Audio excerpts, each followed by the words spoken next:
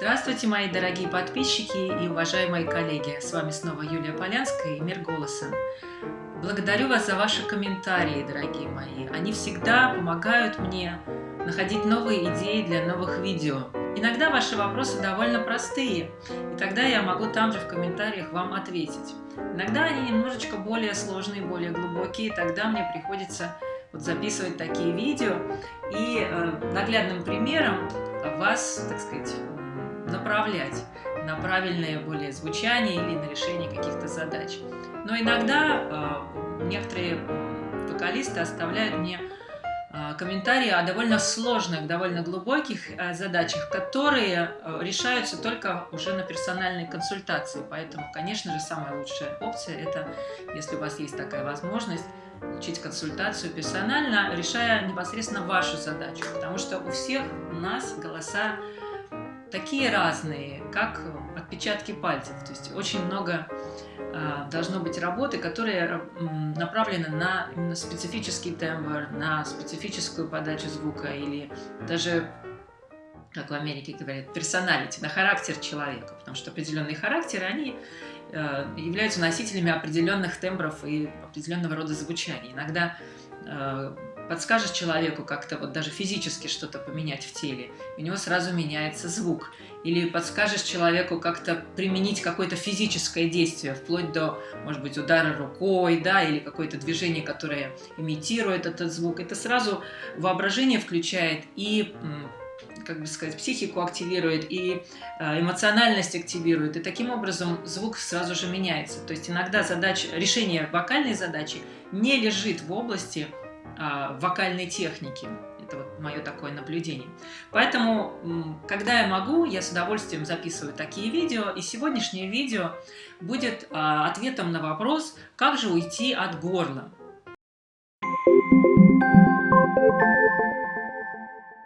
В вокальной терминологии горлом называется гортань. И когда говорят «уйти от горла», имеется в виду уйти от зажима в гортани. Довольно распространенная проблема, правда? Зажим в гортани. Миллион видео, связанных с тем, как разжать этот самый зажим, уже снято и мной. Я оставлю те ссылки, которые будут близки к тому, что сегодня мы обсуждаем. Эти ссылки я оставлю в описании. Можете еще глянуть, если кто-то не видел, про фальцет, который как раз является пением на открытом горле, про мой вокальный зоопарк, в котором есть несколько животных, имитация звуков которых дает вам возможность именно раскрепостить эти мышцы, разжать эти мышцы. Видео про вокальный рот. Там тоже есть топик о том, как вот эта нижняя мышца, которая держит эту челюсть, нижнюю, она как раз очень у нас часто является зажатой. Мы сейчас это еще обсудим. Именно она создает вот это напряжение в гортани, в мышцах гортани, что, собственно, и зажимает ваш вокальный звук. Но давайте обо всем по порядку. Вы наверняка помните выражение, очень популярное выражение Микеланджело, как создать красивую скульптуру. Необходимо отсечь все ненужное. Да, вот его такой знаменитая фраза его. Так вот, в вокале нужно разжать все ненужное и оставить только тот спектр, тот узкий набор мышц, которые отвечают на нашу, работают на нашу задачу, да, отвечают процессу вокализации. Чем мы сегодня, в общем-то, и будем заниматься. Я вам покажу пару упражнений, которые на базовом уровне вам, конечно, уже дадут представление об этом. Какой главный страх у тех, кто боится потерять свое горло? В первые дни, в первое время, когда вы начнете работать со звуком, распуская эти мышцы, вам покажется, что у вас голоса нет, пропал голос, и он как бы не звучит. И эта паника приводит вас назад в тот старый стереотип, где горло было зажатым. Вот я сейчас говорю, у меня вообще сама постановка речевого голоса довольно гнусавая и довольно плоская. Когда я себя слушаю, да, она такая, как бы сплющенный такой звук, да, как бы сказать, закомпрессированный звук. Именно это мне очень многие годы не позволяло выйти нормально в головной резонатор для сопрано, да, если мы говорим об академической вокальной манере, не позволяло, потому что я как бы в этот момент теряла все, у меня как бы все падало, все в какую-то дыру уходило, весь звук, потому что, и мне это было очень страшно, думаю, да зачем, я так не хочу, я хочу вернуться, и тогда вот тем голосом, который вот такой примитивный, плоский, гнусавый, разговорный, да, и я шла наверх, и он такой же вот примитивный, плоский, разговорный, был наверху, что и, в общем-то, довольно неприятно слушается в академической манере. Вот. И еще вторая от этого проблема растет, кстати говоря, это переходные ноты, потому что именно у обладателей таких вот голосов речевых, плотных, компрессированных голосов, именно у них очень часто является большой проблемой переход. Потому что вот эти 3-4 ноты, которые переходные, они обычно самые проблемные, о них вообще иногда не слышно. И вот это всегда очень пугает. Поэтому люди опять скатываются назад на стереотип говорительного, вот этого зажатого звука, и потом не знают опять, что же с этим делать. Вот такой вот замкнутый круг получается. Первое, что я предлагаю сделать для тех, у кого кто сильно сидит на горле, у кого прям першит в горле после того, как он поет. Или когда он поет, может быть, он сам этого не замечает, но люди, которые его слушают, у них просто какой-то стеклорез в ушах. Поэтому это тоже, в общем, нехорошо, когда такой появляется обертон нехороший под кодовым названием стеклорез. Поэтому давайте мы сейчас сломаем вообще этот стереотип и начнем петь, как я говорю, пой без голоса. Или пой за звуком. То есть я знаю, что мой голос это где-то здесь, а я сейчас начинаю петь где-то за ним. То есть я не касаюсь, условно говоря, голосовых связок. Для меня это выглядит, как если я пою без голоса. То есть я намеренно это делаю. Я удерживаю вот этот вот пустой звук.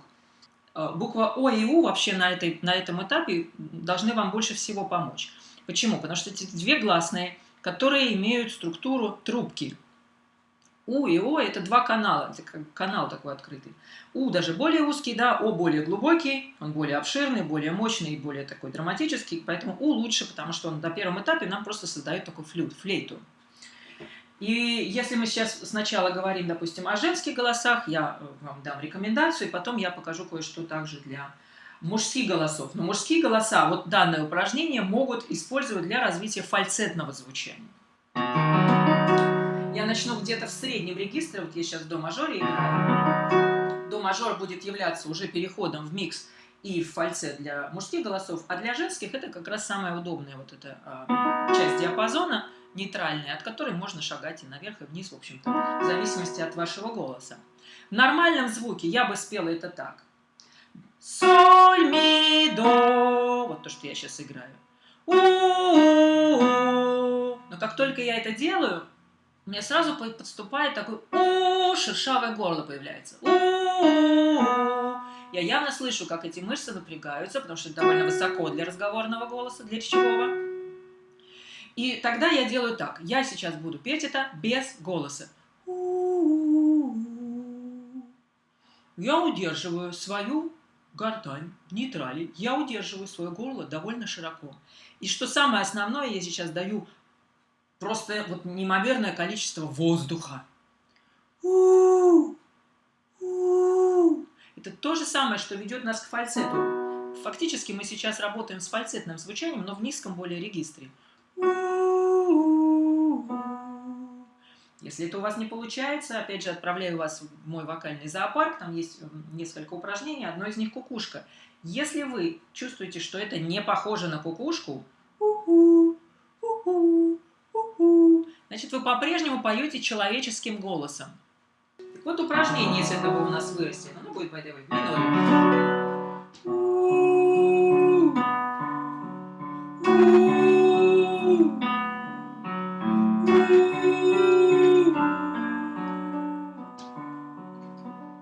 Сделаем один шаг наверх. Продолжаем. Кстати, это очень сильные плотные губы, которые изображают букву У. Это не как обычно бывает. Тоже так же поют. Вот когда вы сделаете вот так губы, вы уже сломали свой старый прежний стереотип. Потому что никогда так в речевой манере обычно люди не говорят.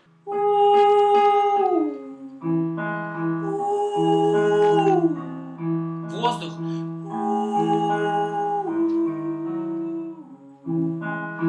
И мы еще сделаем чуть-чуть шагов, несколько шагов вверх. Видите, насколько я нажимаю, у меня очень много воздуха расходуется в эту дыру.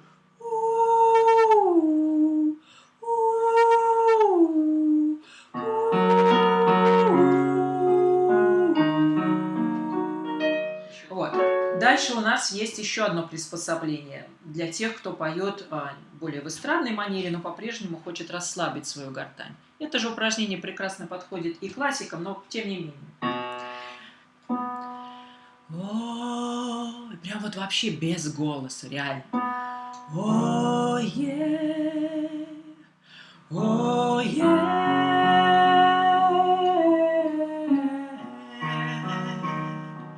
Я даю много воздуха и очень мало звука.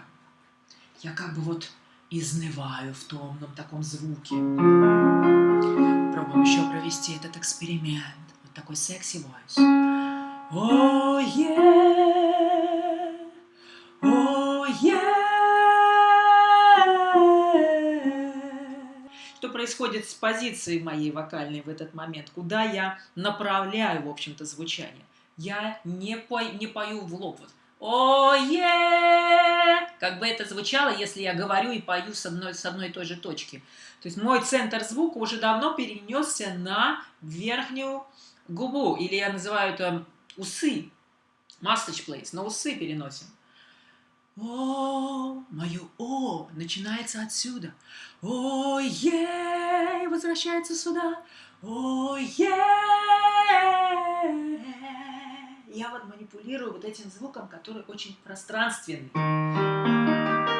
О-е! О-е! И, к примеру, если я сейчас перенесу это совсем на высокие ноты. О-е! Я вообще не пою. О-е! Я учу свои мышцы выключаться, когда они мне не нужны.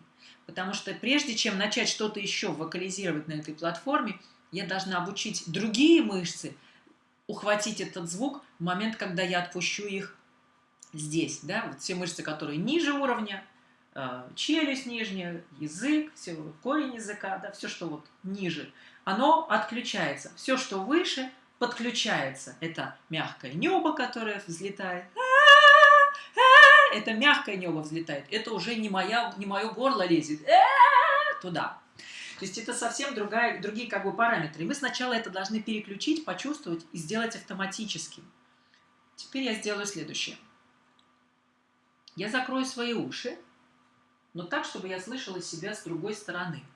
То есть я сейчас буду слушать себя не изнутри, а я буду слушать себя снаружи, как оно там в комнате себя проявляет.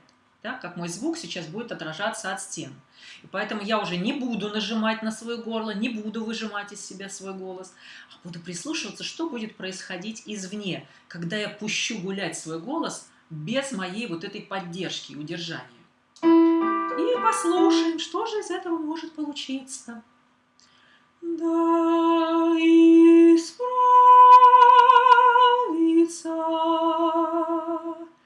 молитва моя, яко кадило пред тобою.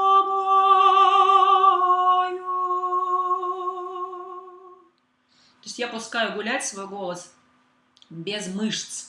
Как говорят, духовное пение, да, особенно, наверное, это хорошо повлияет на звучание людей, которые заняты в духовных хорах, да, кто поет в церкви, кто поет духовную музыку. Почему? Потому что это и есть дух, бестелесный звук. А когда мы мясом идем, да, это и необходимо иногда в определенных стилях, в определенной части композиции мы можем поджать и дать нам мясо это. Но если вы хотите вот сейчас, да, вы строите какую-то композицию, в которой необходимо иметь именно вот этот духовный, летящий, бесплотный звук, в этом вам помощь петь вот таким белым, я называю белым звуком, да, в котором еще ничего не нарисовано. Чистый лист, пространство. И это пространство. Возьмите текст, читайте текст без голоса, заставьте свою диафрагму работать с накачкой воздуха туда. Дорогие мужчины, к вам сейчас я обращусь для того, чтобы немножечко больше вам помочь, тенорам, да, и баритонам, которые испытывают нагрузку сильную на горло, вместо того, чтобы работать диафрагмой и напрямую подключать диафрагму к голове. Иногда, да, мужчины сидят тоже на горле, и такой трескучий, противный звук у них иногда идет, особенно на верхнем регистре. Все из-за этого зажимчика. У мужчин такая ситуация.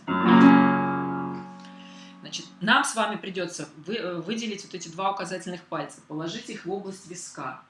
Вторые вот эти пальцы, как их звать на русском?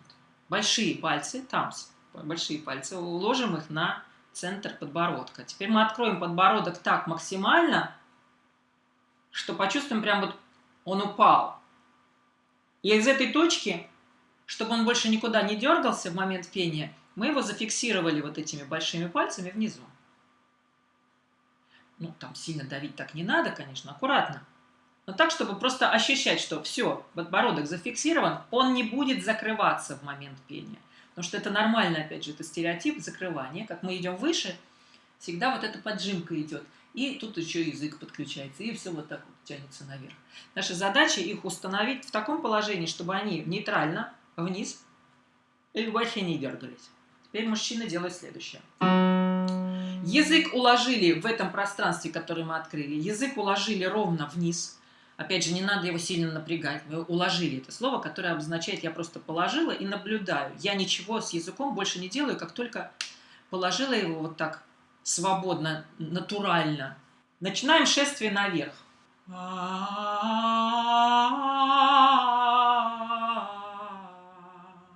Это нейтрально, это очень удобно. Сейчас мы начинаем двигаться наверх и следим за языком.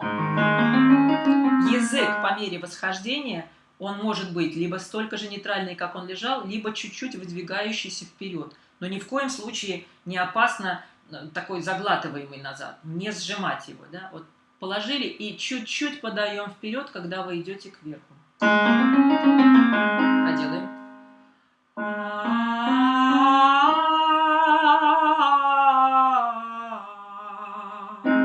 Можете сделать перед зеркалом, тогда вы увидите, где ваш там язык находится. Лежит ли он в правильном положении. Ага.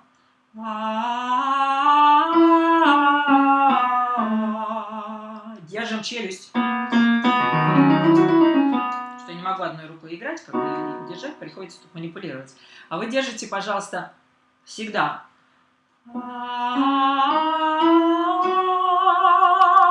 Я пою для себя. Я сейчас не пытаюсь покрыть всю комнату с моим мощным, бриллиантовым, теноровым голосом.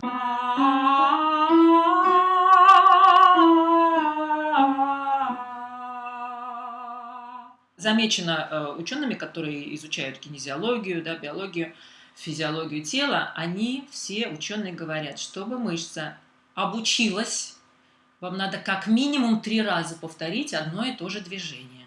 То есть тогда в компьютере у вас отложится, как мышца удобно производит какое-либо движение.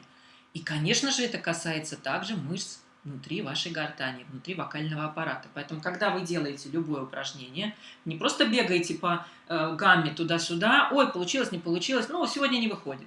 А вы медленно и нудно повторяете 3 раза, спокойно, без паники, любое движение с удовольствием, закрепляя для мышц как бы технологию этого движения, да, записывая в память мышц технологию этого удобного движения. И вы заметите, что после каждого раза, когда вы повторяете именно эту секцию, именно этот сегмент, как у вас лучше и лучше будет получаться плавность перехода, да, плавность звучания, без напряжения. И еще один совет для тех, кто воспитывает свой голос и помогает ему запеть без зажима на гортани, я рекомендую использовать трель, подготовительное упражнение к трели, потому что трель – это всегда как лакмусовая бумажка, трель вам покажет, есть у вас зажим или нет. Если трель у вас не идет, голос не колышется, с ноты на ноту переходит с большим скрипом или вообще не переходит, он стак, он там застыл, застрял, это значит, что зажим у вас по-прежнему есть. Итак, как работать с трелью? Трель 3 стадии проходит. Первый – медленный. И вторая стадия чуть быстрее. И третья стадия совсем быстро. И. То есть вы идете. И.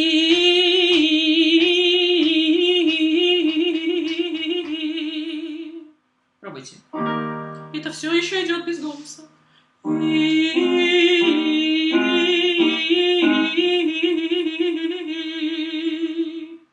Пробуем для тех, кто высоко может петь или фальцетом, может попробовать сегодня.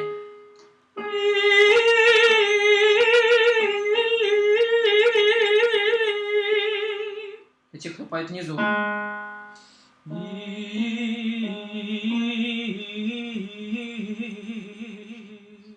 Итак, суммируя, сегодня просто базовые показываю. Конечно же, это огромное количество упражнений, которые работают на это.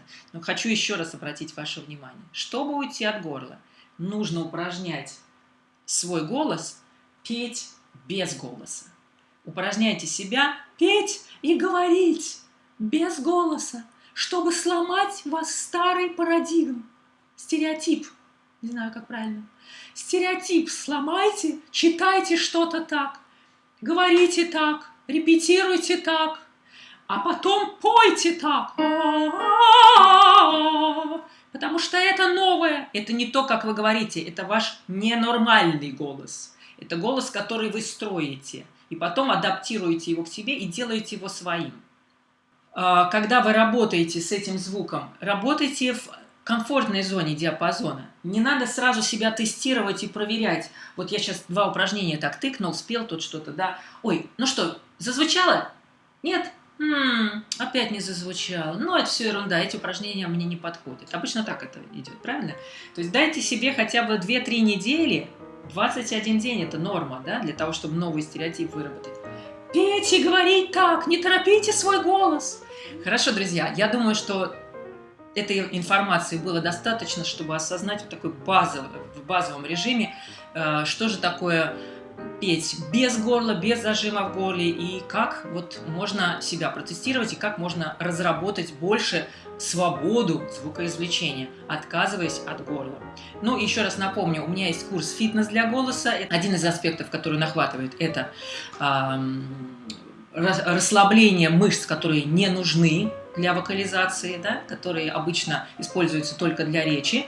То есть мы отсекаем все ненужное, как Микеланджело, и отправляемся в путь со свободным, прекрасным, удобным звуком, для того, чтобы легче было уже демонстрировать свои способности и исполнять прекрасные вокальные произведения, которые вам нравятся и которыми вы увлекаетесь. Если есть еще вопросы, пишите в комментариях, задавайте новые темы для новых видео. Я желаю вам всего самого наилучшего. Пойте с удовольствием. С вами была Юлия Полянская. До свидания.